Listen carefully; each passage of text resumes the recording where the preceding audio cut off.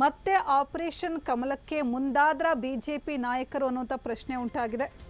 ಹಿಂದೆ 50 ಕೋಟಿ ಇದ್ದ ಆಫರ್ ಇದೀಗ 100 ಕೋಟಿಗೆ ಏರಿಕೆಯಾಗಿದೆ. 100 ಕೋಟಿ ಕೊಟ್ಟು ಕಾಂಗ್ರೆಸ್ ಶಾಸಕರಿಗೆ ಬಿಜೆಪಿ ಗಾಳ ಹಾಕ್ತಾ ಇದೆ. ಸ್ಫೋಟಕ ಮಾಹಿತಿ ಬಿಚ್ಚಿಟ್ಟ ಮಂಡ್ಯ ಶಾಸಕ ಗಣಿಗ ರವಿಕುಮಾರ್ ಅವರು ಕಾಂಗ್ರೆಸ್ ಎಂಎಲ್ಎಗಳ ಖರೀದಿಗೆ ಬಿಜೆಪಿಯವರು ಮುಂದಾಗಿದ್ದಾರೆ. ನಿತ್ಯ ಕಾಂಗ್ರೆಸ್ ಸರ್ಕಾರವನ್ನು ಬೀಳಿಸಲು ಸಂಚು ನಡೀತಾ ಇದೆ. ನಮ್ಮ ಸರ್ಕಾರ ಬಂಡೆಯಂತೆ ಗಟ್ಟಿ ಇದೆ, ಅಲ್ಲಾಡಿಸಲು ಆಗಲ್ಲ. BL ಸಂತೋಷ್, ಶೋಭಾ ಕರಂದ್ಲಾಜೆ, ಕುಮಾರಸ್ವಾಮಿ, ಪ್ರಹ್ಲಾದ್ ಜೋಶಿಯಿಂದ ಕಾಂಗ್ರೆಸ್ ಅಸ್ಥಿರಕ್ಕೆ ತಂತ್ರ ನಡೆದಿದೆ.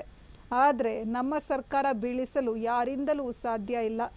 ಸರ್ಕಾರ ಬೀಳಿಸಲು ಮೋದಿಗೆ ಈ 5 ಜನ ಮಾತು ಕೊಟ್ಟಿದ್ದಾರೆ. ನಮ್ಮ ಶಾಸಕರಿಗೆ ಬಿಜೆಪಿ ಬ್ರೋಕರ್ಗಳಿಂದ ಡಿಮ್ಯಾಂಡ್ ಬಂದಿದೆ. ಇದಕ್ಕೆಲ್ಲ ನಮ್ಮ ಶಾಸಕರು ಬಲಿ ಆಗಲ್ಲ ಅಂತ ಗಣಿಗ ರವಿಕುಮಾರ್ ಹೇಳಿಕೆಯನ್ನು ಕೊಟ್ಟಿದ್ದಾರೆ. ಮತ್ತೆ ಆಪರೇಷನ್ ಕಮಲಕ್ಕೆ ಮುಂದಾದ್ರ ಬಿಜೆಪಿ ನಾಯಕರು ಅನ್ನುವಂಥ ಪ್ರಶ್ನೆ ಉಂಟಾಗ್ತಾ ಇದೆ. ಹಿಂದೆ 50 ಕೋಟಿ ಇದ್ದಂಥ ಆಫರ್ ಇದೀಗ 100 ಕೋಟಿಗೆ ಏರಿಕೆಯಾಗಿದೆ.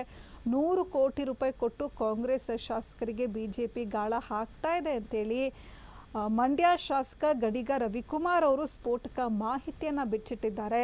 ಕಾಂಗ್ರೆಸ್ ಎಂಎಲ್ಎಗಳ ಖರೀದಿಗೆ ಬಿಜೆಪಿಯವರು ಮುಂದಾಗಿದ್ದಾರೆ. ನಿತ್ಯ ಕಾಂಗ್ರೆಸ್ ಸರ್ಕಾರವನ್ನು ಬೀಳಿಸಲು ಸಂಚು ನಡೀತಾ ಇದೆ. ನಮ್ಮ ಸರ್ಕಾರ ಬಂಡೆಯಂತೆ ಗಟ್ಟಿ ಇದೆ, ಅಲ್ಲಾಡಿಸಲು ಆಗಲ್ಲ. BL ಸಂತೋಷ್, ಶೋಭಾ ಕರಂದ್ಲಾಜೆ, ಕುಮಾರಸ್ವಾಮಿ, ಪ್ರಹ್ಲಾದ್ ಜೋಶಿಯಿಂದ ಕಾಂಗ್ರೆಸ್ ಅಸ್ಥಿರಕ್ಕೆ ತಂತ್ರ ನಡೆದಿದೆ. ಆದರೆ ನಮ್ಮ ಸರ್ಕಾರ ಬೀಳಿಸಲು ಯಾರಿಂದಲೂ ಸಾಧ್ಯ ಇಲ್ಲ. ಸರ್ಕಾರ ಬೀಳಿಸಲು ಮೋದಿಗೆ ಈ 5 ಜನ ಮಾತು ಕೊಟ್ಟಿದ್ದಾರೆ. ನಮ್ಮ ಶಾಸಕರಿಗೆ ಬಿಜೆಪಿ ಬ್ರೋಕರ್ಗಳಿಂದ ಡಿಮ್ಯಾಂಡ್ ಬಂದಿದೆ. ಇದಕ್ಕೆಲ್ಲ ನಮ್ಮ ಶಾಸಕರು ಬಲಿ ಆಗಲ್ಲ ಅಂತ ಗಣಿಗ ರವಿಕುಮಾರ್ ಹೇಳಿಕೆಯನ್ನು ಕೊಟ್ಟಿದ್ದಾರೆ.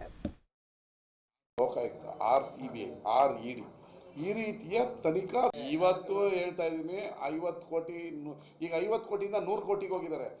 ಕೋಟಿ ಕೊಡ್ತೀವಿ. ಮೊನ್ನೆ ಯಾರೋ ಒಬ್ಬ ಫೋನ್ ಮಾಡಿದ್ದ, ಸರ್ 100 ರೆಡಿ, ಎಲ್ಲಿಗೆ ಬರ್ತೀರಾ? 50 ಜನ MLAಗಳನ್ನ ಪರ್ಚೇಸ್ ಮಾಡೋಕ್ಕೆ ಬಿಜೆಪಿಯವರು 100, ಈಗ 50ರಿಂದ 100ಕ್ಕೆ ಹೋಗಿದ್ದಾರೆ ಬಿಜೆಪಿಯವರು.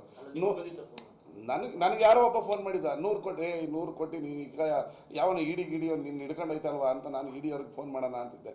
ಹಿಂಗೆ ದಿನನಿತ್ಯ ನಮ್ಮ ಸರ್ಕಾರ ಬೀಳಿಸ್ಬೇಕು ಅಂತ ನೋಡ್ತಾ ಇದ್ದಾರೆ. 50ರಿಂದ ಈಗ 100 ಕೋಟಿ ಆಫರ್ಗೆ ಹೋಗಿದ್ದಾರೆ. ಆದರೆ ನಮ್ಮ ಸರ್ಕಾರ ಸ್ಥಿರವಾಗಿದೆ, ಮುಖ್ಯಮಂತ್ರಿಗಳು ಸ್ಥಿರವಾಗಿದ್ದಾರೆ, ಗಟ್ಟಿಯಾಗಿದ್ದಾರೆ. ಸಂತೋಷ್ ಜಿ, ಶೋಭಾ ಕರಂದ್ಲಾಜೆ, ಕುಮಾರಸ್ವಾಮಿಯವರು ಮತ್ತು ಪ್ರಹ್ಲಾದ್ ಜೋಶಿ ಇವರೆಲ್ಲ ಒಂದು ಗ್ಯಾಂಗ್ ಆಗಿ ಕಾಂಗ್ರೆಸ್ ಸರ್ಕಾರವನ್ನು ಅಸ್ಥಿರ ಮಾಡಬೇಕು ಅಂತ ಹೋಗ್ತಾ ಇದ್ದಾರೆ.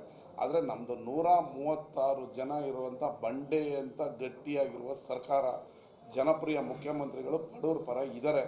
ಇದನ್ನು ಬೀಳಿಸೋಕ್ಕೆ ಯಾವುದೇ ಕಾರಣದಕ್ಕೂ ಸಾಧ್ಯ ಇಲ್ಲ. ಆದರೆ ನಮ್ಮ ಮುಖ್ಯಮಂತ್ರಿಗಳು ಹೇಳ್ದಂಗೆ ಮೋದಿಯವರಿಗೆ, ಅಮಿತ್ ಶಾಗೆ ಮಾತು ಕೊಟ್ಬಿಟ್ಟಿದ್ದಾರೆ. ಇವರು 5 ಜನ ಸರ್ಕಾರ ಬೀಳಿಸ್ಬೇಕು ಅಂತ ಓಡಾಡ್ತಾ ಇದ್ದಾರೆ.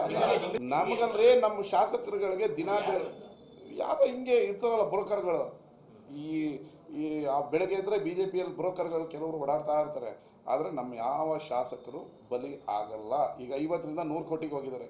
ಶಾಸಕರು ಖರೀದಿ ಮಾಡ್ತೀವಿ, ಅದು ಮಾಡ್ತೀವಿ.